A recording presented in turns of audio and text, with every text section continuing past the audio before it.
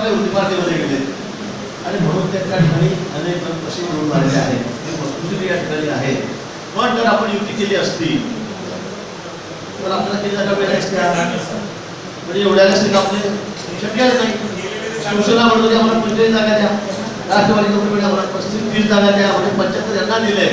तर आता मला पण सगळा 45 जागा 70 जागा काय वाढवलं, अजून आपण मांडलो असतो 60 जागा आल्या असत्या, 70 जागा आल्या असत्या समजा, अजून तेवढं दिल्या नसते तिथे नाही म्हणत होते. पण समजा 70 जागा आपण लढलो असतो तर आपल्या 72 जागा तुम्हाला असत्या का? नाही. आणि इतक्या कार्यकर्त्यांना आपण न्याय देऊ शकलो असतो का? कार्यकर्ते पडले, त्यांना समाधान आहे की बाबा आम्हाला तिकीट तरी मिळालं. आपण पूर्ण ताकद लावली. कुठे कमी पडलो का? आपण कुठेच कमी पडलो नाही. तुम्हाला माहिती आहे आपण काय केलं, किती कष्ट आपल्या सगळ्या लोकांनी केले, कार्यकर्त्यांनी केले, पडत्या मागच्या लोकांनी केले, किती मेहनत घेतली आपण, तरी आपण या ठिकाणी बाधित झालो. आनंद आपल्याला आहे. आणि पुन्हा सांगेल फार मोठा आनंद मला या ठिकाणी नाही.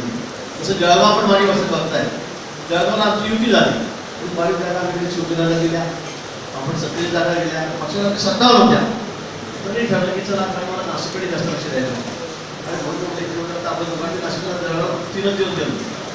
महिनाभरामध्ये 3 दिवस गेला. मिटिंग घेतली, त्या नोकरी टाकली, मी चालवली. तिथे आमचे राजू मामा आहेत, आमदार मंगेश चव्हाण आमदार आहेत, दोघांनी सांभाळली. आणि आपण जेवढे तिकीट घेतले ते 100% निवडून आले. एक असं पडलं असं नाही आपण 100% महाराष्ट्रात लावणार, एकच महाराष्ट्रात जळगाव. आता धुळ्याचाही 4 माझ्याकडे होता. धुळ्याला सुद्धा 74 जागा त्या ठिकाणी, 74 म्हणजे 20 जागा त्या फक्त मुस्लिम समाजाच्या पूर्ण 100% मतदान नंतर त्या ठिकाणी तिकडे होतं. आणि म्हणून 20 जागा तर 74 पंचायत केल्या, राहिल्या किती? 54 म्हणजे आपल्या किती आल्या? 50.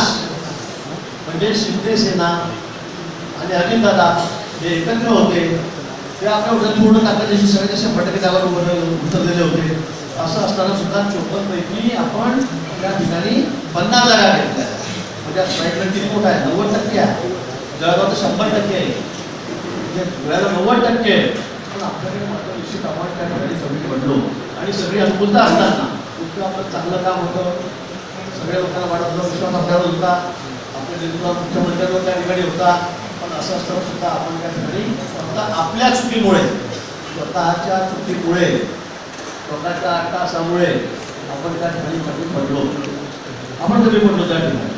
आणि म्हणून आज 72 जण त्या ठिकाणी निवडून आलेले आहेत. पण या पुढचा काळ हा अधिक महत्त्वाचा आहे. हा मागच्या वेळेला आपण त्यावेळेला रणजीच्या वेळेला मनसेचं राज्य आहे ठिकाणी, महापौर मनसेचे होते, बरोबर आहे? मनसे उतरडा याच्या वेळेला महापौर होते, कुंभमेळ्यात नाही कुंभमेळ्यामध्ये. पण यावेळेला आपल्याला जिंकणं यासाठी महत्त्वाचं होतं की या ठिकाणी कुंभमेळा हा सगळ्या जगाचं लक्ष जिंकणं आहे, सर्वात मोठी पर्वणी आहे. आणि पुन्हा सांगेल की आपण कुंभमेळा हा इथे पण आहे आणि त्र्यंबकेश्वरला पण थोडा पोहोचला, पण तिथे आपण हरलो. त्यामुळे दुर्दैवच म्हणा थोडंसं दुर्लक्ष झालं, ओव्हरकॉन्फिडन्सवर आपण गेलो. त्यामुळे मला सगळ्यांना वाटतं की काही तिथे डोळेपण काम असेल आपलं, पण त्या ठिकाणी आपण थांबलो निश्चित आहे. आणि म्हणून नाशिकमध्ये आपण अधिक काळजी या ठिकाणी घेतली. शेवटच्या 4-5 दिवसामध्ये आपण सगळी काय असेल सगळी प्रतिष्ठा पणाला लावली. देवेंद्र भाषण झाल्यावर अधिक उत्साह आपल्यामध्ये संचारला. आणि नंतर मग 3-4 दिवस आपण झोपलोच नाही. म्हणजे आम्ही तरी झोपलो तुम्हाला सांगतो. काय योग्यप्रमाणे जे काय मला पट्टी करायची केली, सगळ्यांना सगळं फोन केले, याला सगळं आपण केलं. आणि त्या ठिकाणी आपण आपला पाठवलेला आहे. या स्पष्ट बहुमतामध्ये नाशिकमध्ये आपण आहोत. आता महापौर, उपमहापौर, स्टँडिंग असेल, सगळे आपल्या ठिकाणी 100% त्या ठिकाणी होती. त्याबाबतीत माझ्या मनामध्ये आता शंका राहिलेली नाही. पण येणाऱ्या काळात जे महत्त्वाचं आहे, आता निवडून आलो म्हणजे आपली जबाबदारी संपला असं नाही. मी आपल्याला आधी सांगितली ज्या वेळेला पक्ष बोलवेल, ज्या वेळेला आपल्या मिटिंग असतील, त्या सभा असतील, त्यावेळेला 100% उपस्थिती या ठिकाणी असली पाहिजे. 100%. नाही तर मग जाऊ दे आता आलो आहे, मी इकडे चाललो आहे, मी तिकडे चालली आहे, माझ्याकडे हेच कार्यक्रम आहे, माझ्याकडे तेच कार्यक्रम आहे, हे अजिबात चालणार नाही. 100% उपस्थिती तुम्ही या ठिकाणी दिलीच पाहिजे.